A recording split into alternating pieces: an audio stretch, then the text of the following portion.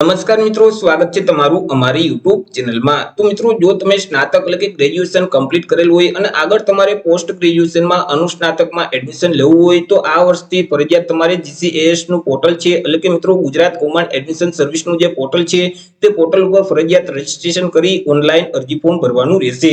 Online અરજી form શરૂ કરી દેવામાં આવેલા છે, તો અરજી ફોર્મ જાતે કેવી રીતે ભરી શકાય તેના વિશે આજના વિડીયોમાં ચર્ચા કરીશું। પરંતુ તે પહેલા વિડીયો ગમે તો લાઈક અને શેર કરી દેજો, ચેનલમાં નવા હોય તો ચેનલને સબસ્ક્રાઇબ કરી દેજો।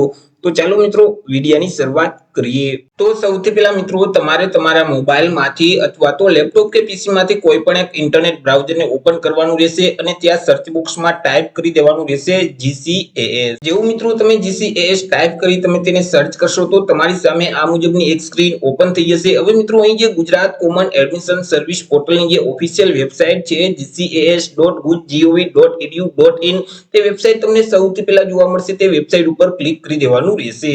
વેબસાઇટ ઉપર ક્લિક કરશો એટલે મિત્રો ગુજરાત કોમન એડમિશન સર્વિસનું પોર્ટલ ઓપન થઈ જશે। પોર્ટલ ઉપર તો સૌથી પહેલા તો તમારે રજીસ્ટ્રેશન કરી અને પ્રોફાઇલ ક્રિએટ કરવાની રહેશે। નવું રજીસ્ટ્રેશન કેવી રીતે કરી શકાય, પ્રોફાઇલ ક્રિએટ કેવી રીતે કરી શકાય તેના વિશે ઓલરેડી આપણે એક વિડીયો અપલોડ કરી દીધેલ છે, તેમની લિંક તમને આ જ વિડીયોની ડિસ્ક્રિપ્શનમાં અથવા તો આઈ બટન ઉપરથી મળી જશે।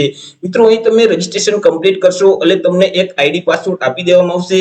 તે આઈડી પાસવર્ડ વડે તમારે લોગિન કરવાનું રહેશે। હવે લોગિન કરવા માટે અહીં તમને એક ઓપ્શન જોવા મળશે ઓલરેડી રજીસ્ટર્ડ, તે ઓપ્શન ઉપર ક્લિક કરવાનું રહેશે, જેથી કરી મિત્રો આ મુજબની એક સ્ક્રીન ઓપન થઈ જશે। હવે મિત્રો રજીસ્ટ્રેશન કરતી વખતે તમે જે ઈમેલ આઈડી આપેલ છે તે ઈમેલ ઉપર તમને યુઝરનેમ અને પાસવર્ડનો મેલ કરી દેવામાં આવશે।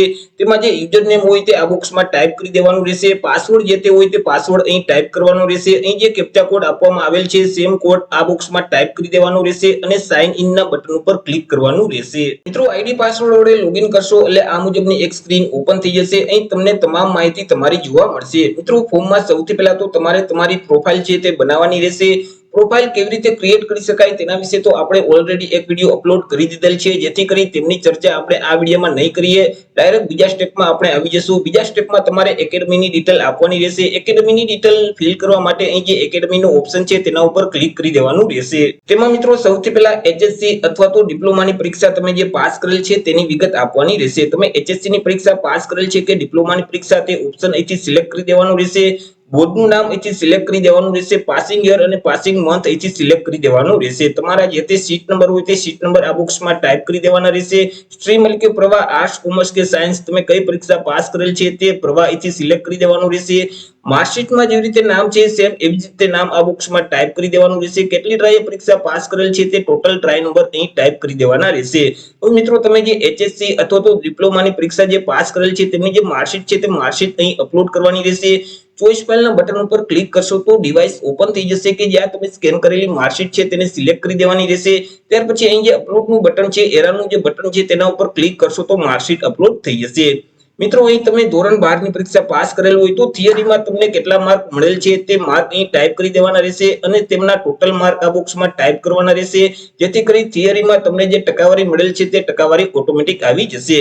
ત્યાર પછી થિયરી અને પ્રેક્ટિકલ બંનેમાં થઈ તમને કેટલા માર્ક મળેલ છે તે મળેલ માર્ક આ બોક્સમાં ટાઈપ કરવાના રહેશે। ટોટલ માર્ક આ બોક્સમાં ટાઈપ કરી દેવાના રહેશે, જેથી કરી ટોટલ તમને કેટલા ટકા મળેલ છે તે ઓટોમેટિક આવી જશે। પછી મિત્રો તમે જે ધોરણ 12 પાસ કરેલ છે તે શાળાનું નામ અથવા તો મિત્રો તમે ડિપ્લોમામાં કરેલ હોય તો કોલેજનું નામ આ બોક્સમાં ટાઈપ કરી દેવાનું રહેશે। રાજ્યનું નામ અહીંથી સિલેક્ટ કરી દેવાનું રહેશે અને તમે કયા મીડિયમમાંથી પરીક્ષા પાસ કરેલ છે, ઇંગ્લિશ, ગુજરાતી, હિન્દી કે અધર કે સંસ્કૃત, તમે જે લેંગ્વેજમાંથી પરીક્ષા પાસ કરેલ હોય, જે મીડિયમમાંથી પરીક્ષા પાસ કરેલ હોય તે લેંગ્વેજ અહીંથી સિલેક્ટ કરી દેવાની રહેશે। HSC ની ડિટેલ ફિલ કર્યા પછી આગળ તમારે ગ્રેજ્યુએશનની વિગત આપવાની રહેશે એટલે કે સ્નાતકની વિગત આપવાની રહેશે। સ્નાતક છે તે કઈ યુનિવર્સિટીમાંથી પાસ કરેલ છે તે યુનિવર્સિટીનું નામ અહીંથી સિલેક્ટ કરી દેવાનું રહેશે। કોર્સનું નામ એટલે કે કઈ ડિગ્રી મેળવેલ છે તે ડિગ્રીનું નામ અહીંથી સિલેક્ટ કરવાનું રહેશે। પરંતુ ખાસ ધ્યાન રાખજો, જો તમે સ્નાતક છે તે એક્સટર્નલમાં કરેલ હોય તો મિત્રો તમારા કોર્સના નામની પાછળ કૌંસમાં એક્સટર્નલ લખેલ હશે તેને તમારે સિલેક્ટ કરવાનું રહેશે। ત્યાર પછી પાસિંગ યર અને પાસિંગ મંથ અહીંથી સિલેક્ટ કરી દેવાનું રહેશે। તમારા જે સીટ નંબર છે તે આ બોક્સમાં ટાઈપ કરવાના રહેશે। તમને કેટલી ટકાવારી મળેલ છે તે ટકાવારી અહીં ટાઈપ કરી દેવાની રહેશે। તમે જે કોર્સ પાસ કરેલ છે તેમાં તમારો મેઇન સબ્જેક્ટ કયો હતો, મુખ્ય વિષય કયો હતો તે વિષયનું નામ અહીંથી સિલેક્ટ કરવાનું રહેશે। ત્યાર પછી તમને કેટલામો ક્લાસ મળેલ છે, ફર્સ્ટ ક્લાસ, સેકન્ડ ક્લાસ કે પાસ ક્લાસ, તે ક્લાસ અહીંથી સિલેક્ટ કરી દેવાનું રહેશે। આગળ મિત્રો તમારે ફાઇનલ યર અથવા તો લાસ્ટ જે સેમેસ્ટર છે તેની માર્કશીટ તમારે અપલોડ કરવાની રહેશે। માર્કશીટ અપલોડ કરવા માટે ચોઈસ ફાઇલના બટન પર ક્લિક કરશો તો ડિવાઇસ ઓપન થઈ જશે કે જ્યાં જ્યાં તમે સ્કેન કરેલી માર્કશીટ રાખેલ છે તેને સિલેક્ટ કરી દેશો અને ત્યાર પછી અહીં જે અપલોડનું બટન છે, એરાનું બટન છે, તેના ઉપર ક્લિક કરશો તો માર્કશીટ અપલોડ થઈ જશે. આગળ મિત્રો કયા મીડિયમમાંથી તમે પરીક્ષા પાસ કરેલ છે, English medium, Gujarati medium, Hindi medium, Sanskrit medium કે અધર, તે લેંગ્વેજ અહીંથી સિલેક્ટ કરી દેવાની રહેશે. ત્યાર પછી મિત્રો તમે જે ગ્રેજ્યુએશન કમ્પ્લીટ કરેલ છે તે યર બેચ છે, એટલે કે મિત્રો સેમેસ્ટર સિસ્ટમમાં તમે ગ્રેજ્યુએશન નથી કરેલ તો અહીં તમારે ટીક કરી દેવાનું રહેશે, નહીતર ત્યાં તમારે ટીક કરવાનું રહેતું નથી. ત્યાર પછી મિત્રો તમામ સેમેસ્ટર અથવા તો તમામ વર્ષના માર્કની વિગત તમારે આપવાની રહેશે. તેમાં મિત્રો સૌથી પહેલા તો પહેલા સેમેસ્ટર અથવા તો પહેલા વર્ષના માર્કની વિગત આપવાની રહેશે. તો અહીંથી સૌથી પહેલા તો એક સિલેક્ટ કરી દેવાનું રહેશે. ત્યાર પછી તેમાં તમને જે મળેલ માર્ક છે તે મેળવેલ માર્ક અહીં ટાઈપ કરી દેવાના રહેશે અને ટોટલ માર્ક અહીં ટાઈપ કરવાના રહેશે. ખાસ ધ્યાન રાખજો મિત્રો, અહીં જે યુનિવર્સિટી તરફથી લેવામાં આવેલ પરીક્ષા છે તેમના જ મેળવેલ માર્ક લખવાના રહેશે અને તેમના ટોટલ માર્ક લખવાના રહેશે. ત્યાર પછી મિત્રો શાળા તરફથી આપવામાં આવેલ જે એક્સ્ટ્રા માર્ક હોય છે, જેમ કે 30 માર્કના હોય છે, તો તેમાંથી મિત્રો તમને એક્સટર્નલમાં કેટલા માર્ક આપવામાં આવેલ છે તે માર્ક અહીં ટાઈપ કરવાના રહેશે અને તેમના ટોટલ માર્ક અહીં ટાઈપ કરવાના રહેશે.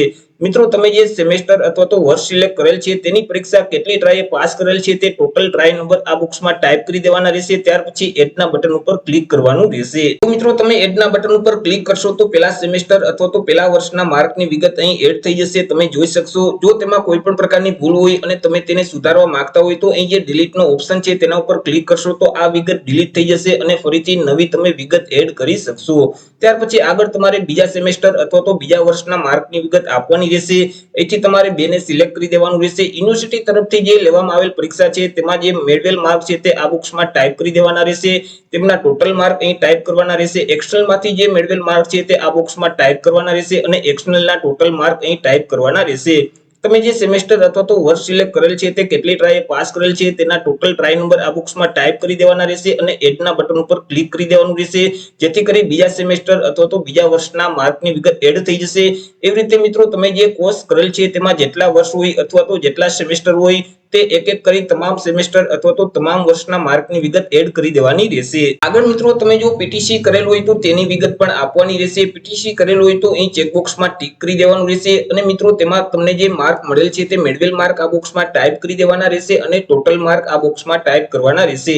પીટીસી નું જે સર્ટિફિકેટ છે, માર્કશીટ છે, તેને અપલોડ કરવાની રહેશે. ચોઈસ ફાઇલના બટન ઉપર ક્લિક કરશો તો ડિવાઇસ ઓપન થઈ જશે કે જ્યાં તમે સ્કેન કરેલી માર્કશીટ રાખેલ છે તેને સિલેક્ટ કરી દેવાની રહેશે. અપલોડના બટન ઉપર ક્લિક કરશો તો અહીં માર્કશીટ અપલોડ થઈ જશે. એવી જ રીતે મિત્રો આગળ તમે કોઈ પણ પ્રવાહમાં પોસ્ટ ગ્રેજ્યુએશન કમ્પ્લીટ કરેલ છે કે કેમ, જો પોસ્ટ ગ્રેજ્યુએશન કમ્પ્લીટ કરેલ હોય અને તમે તેની વિગત આપવા માંગતા હોય તો અહીં ચેકબોક્સમાં ટીક કરી દેવાનું રહેશે અને આગળ પોસ્ટ ગ્રેજ્યુએશનની વિગત આપવાની રહેશે. જેમ કે કઈ યુનિવર્સિટીમાંથી તમે પોસ્ટ ગ્રેજ્યુએશન કમ્પ્લીટ કરેલ છે તે યુનિવર્સિટીનું નામ અહીંથી સિલેક્ટ કરી દેવાનું રહેશે. કયો કોર્સ કમ્પ્લીટ કરેલ છે તે કોર્સનું નામ અથવા તો ડિગ્રીનું નામ અહીંથી સિલેક્ટ કરી દેવાનું રહેશે. Passing year, passing month select કરી દેવાનું રહેશે. સીટ નંબર આ બોક્સમાં ટાઈપ કરી દેવાના રહેશે. મેળવેલ ટકાવારી અહીં ટાઈપ કરી દેવાની રહેશે. મેઇન સબ્જેક્ટનું નામ અહીંથી સિલેક્ટ કરી દેવાનું રહેશે. મેળવેલ ક્લાસ અહીંથી સિલેક્ટ કરી દેવાનું રહેશે. માર્કશીટ અપલોડ કરવાની રહેશે. છેલ્લા સેમેસ્ટરની અથવા તો છેલ્લા વર્ષની માર્કશીટ અપલોડ કરવાની રહેશે. ચોઈસ ફાઇલના બટન ઉપર ક્લિક કરશો તો ડિવાઇસ ઓપન થઈ જશે કે જ્યાં તમે સ્કેન કરેલી માર્કશીટ રાખેલ છે તેને સિલેક્ટ કરી અપલોડના બટન ઉપર ક્લિક કરશો તો માર્કશીટ અપલોડ થઈ જશે. મીડિયમ લેંગ્વેજ અહીંથી સિલેક્ટ કરી દેવાની રહેશે કે તમે જે પોસ્ટ ગ્રેજ્યુએશન કમ્પ્લીટ કરેલ છે તે કયા માધ્યમમાંથી કમ્પ્લીટ કરેલ છે, English medium, Gujarati medium, Hindi, Sanskrit કે અધર, તે લેંગ્વેજ અહીંથી સિલેક્ટ કરવાની રહેશે. જો તમે જે પોસ્ટ ગ્રેજ્યુએશન કમ્પ્લીટ કરેલ છે તેમાં સેમેસ્ટર સિસ્ટમ નથી, એટલે કે વર્ષ સિસ્ટમ છે, તો અહીં ચેકબોક્સમાં ટીક કરવાનું રહેશે, નહીતર ત્યાં ટીક કરવાનું રહેતું નથી. આગળ મિત્રો તમે જે પોસ્ટ ગ્રેજ્યુએશન કમ્પ્લીટ કરેલ છે તેમના તમામ સેમેસ્ટર અથવા તો વર્ષના માર્કની વિગત આપવાની રહેશે. તો સૌથી પહેલા તો પહેલા સેમેસ્ટર અથવા તો પહેલા વર્ષના માર્કની વિગત આપવાની રહેશે. તો અહીંથી તમારે એક સિલેક્ટ કરી દેવાનું રહેશે. તેમાં મેળવેલ ટકાવારી આ બોક્સમાં ટાઈપ કરી દેવાની રહેશે. કેટલી ટ્રાય તે પરીક્ષા પાસ કરેલ છે તે ટોટલ ટ્રાય નંબર આ બોક્સમાં ટાઈપ કરવાના રહેશે અને એડના બટન ઉપર ક્લિક કરી દેવાનું રહેશે. જેવું મિત્રો તમે એડના બટન ઉપર ક્લિક કરશો એટલે તમારા પહેલા વર્ષ અથવા તો પહેલા સેમેસ્ટરના માર્કની વિગત અહીં એડ થઈ જશે. એવી જ રીતે આગળ તમારે બીજા સેમેસ્ટર અથવા તો બીજા વર્ષના માર્કની વિગત એડ કરી દેવાની રહેશે. તમે જે પોસ્ટ ગ્રેજ્યુએશનમાં જે કોર્સ કરેલ છે, જે ડિગ્રી મેળવેલ છે તેમાં જેટલા સેમેસ્ટર અથવા તો જેટલા વર્ષ હોય તે એક એક કરી તમામ વર્ષ અથવા તો સેમેસ્ટરના માર્કની વિગત એડ કરી દેવાની રહેશે. પરંતુ મિત્રો તમે પોસ્ટ ગ્રેજ્યુએશન નથી કરેલ તો અહીં તમારે ટીક કરવાનું રહેતું નથી. આગળ મિત્રો તમારે ડોક્યુમેન્ટ અપલોડ કરી દેવાના રહેશે. અહીં અલગ અલગ અલગ 10 ડોક્યુમેન્ટના નામ જોવા મળશે। તેમાંથી મિત્રો તમારી પાસે જે ડોક્યુમેન્ટ હોય અને તમે તેને અપલોડ કરવા માંગતા હોય તો તેની સામે જે ચેકબોક્સ છે તેમાં તમારે ટિક કરી દેવાનું રહેશે, જેથી કરી આ બાજુ ડોક્યુમેન્ટ અપલોડ કરવાનું ઓપ્શન જોવા મળશે। ચોઈસ ફાઇલના બટન ઉપર ક્લિક કરી તમે જે સ્કેન કરેલી ફાઇલ રાખેલ છે, ડોક્યુમેન્ટ છે, તેને સિલેક્ટ કરી દેવાનું રહેશે અને અપલોડના બટન ઉપર ક્લિક કરશો તો અપલોડ થઈ જશે। એવી રીતે મિત્રો સૌથી પહેલા તો શાળા ચોડિયાનું પ્રમાણપત્ર છે તે અપલોડ કરવાનું રહેશે। ત્યાર પછી એનસીસી અથવા તો એનએસએસ નું સર્ટિફિકેટ હોય તો તે અપલોડ કરી દેવાનું રહેશે।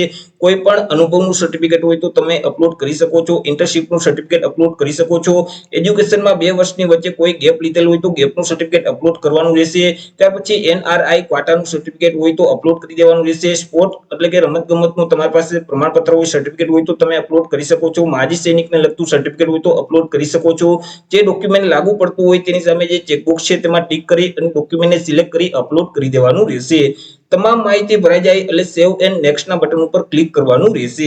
એકેડેમીની ડિટેલ ફિલ કર્યા પછી આગળ મિત્રો તમારે કયો કોર્સ કરવો છે તેની ચોઈસ ફિલિંગ કરવાની રહેશે, જેના માટે અહીં મિત્રો ચોઈસનો જે ઓપ્શન આપેલ છે તેના ઉપર ક્લિક કરી દેવાનું રહેશે, જેથી કરી મિત્રો આ મુજબની એક સ્ક્રીન ઓપન થઈ જશે। હવે મિત્રો તમારે જે કોર્સમાં એડમિશન લેવું છે તે કોર્સનું નામ અહીંથી સિલેક્ટ કરી દેવાનું રહેશે। પરંતુ મિત્રો ખાસ ધ્યાન રાખજો, જો તમારે તે કોર્સ એક્સટર્નલમાં કરવો છે એટલે કે એડમિશન છે તે એક્સટર્નલમાં લેવું છે, કોઈ પણ કોલેજમાં નથી લેવું, તો તમે જે કોર્સ કરવા માંગતા હોય તે કોર્સના નામની પાછળ કૌંસમાં એક્સટર્નલ લખેલ હશે તેને જ તમારે સિલેક્ટ કરવાનું રહેશે। જેમ કે મિત્રો અહીં એમએ એક્સટર્નલ નો ઓપ્શન છે તો એમએ એક્સટર્નલ માં કરવું હોય તો એમએ એક્સટર્નલ સિલેક્ટ કરી દેવાનું રહેશે। પરંતુ તમારે એમએ છે તે રેગ્યુલર માં કરવું હોય તો અહીં માસ્ટર ઓફ આર્ટ્સ ને સિલેક્ટ કરવાનું રહેશે। કોર્સના નામને સિલેક્ટ કર્યા પછી તમારે યુનિવર્સિટીના નામને સિલેક્ટ કરી દેવાનું રહેશે, જેમ કે તમારે કઈ યુનિવર્સિટીમાં એડમિશન લેવું છે તેનું નામ સિલેક્ટ કરી દેવાનું રહેશે। ત્યાર પછી કયા જિલ્લામાં તમારે એડમિશન લેવું છે તે જિલ્લાનું નામ અહીંથી સિલેક્ટ કરી દેવાનું રહેશે અને સર્ચના બટન ઉપર ક્લિક કરવાનું રહેશે। હવે મિત્રો અહીં તમે કોર્સ છે તે એક્સટર્નલ જો સિલેક્ટ કરેલ હશે તો મિત્રો અહીં તમને કોલેજનું લિસ્ટ છે તે જોવા નહીં મળે, પરંતુ તમે રેગ્યુલરનો કોર્સ છે તે સિલેક્ટ કરેલ હશે તો સર્ચના બટન ઉપર ક્લિક કરશો તો તમે જે જિલ્લો સિલેક્ટ કરેલ છે તે જિલ્લામાં તે કોર્સને લગતી જેટલી કોલેજ આવેલ હશે તેનું લિસ્ટ અહીં તમને જોવા મળશે। મિત્રો અહીં તમને જે કોલેજનું લિસ્ટ જોવા મળે તેમાંથી તમે સૌથી પહેલા જે કોલેજમાં એડમિશન લેવા માંગતા હોય તો તે કોલેજને સિલેક્ટ કરવાની રહેશે। મિત્રો અહીં કોલેજના નામની સામે જે પ્લસની નિશાની છે તેના ઉપર ક્લિક કરી દેવાનું રહેશે, જેથી કરી મિત્રો તે કોલેજનું નામ છે તે અહીં એડ થઈ જશે। એવી રીતે મિત્રો તમારે બીજી કોલેજમાં જો તમારે એડમિશન લેવું હોય તો ત્યાર પછી બીજી કોલેજને એડ કરી દેવાની રહેશે। એવી રીતે મિત્રો તમે ગમે એટલા કોર્સને એડ કરી શકશો, ગમે એટલી યુનિવર્સિટીના નામને પણ એડ કરી શકશો, ગમે એટલા જિલ્લાની કોલેજને પણ એડ કરી શકશો।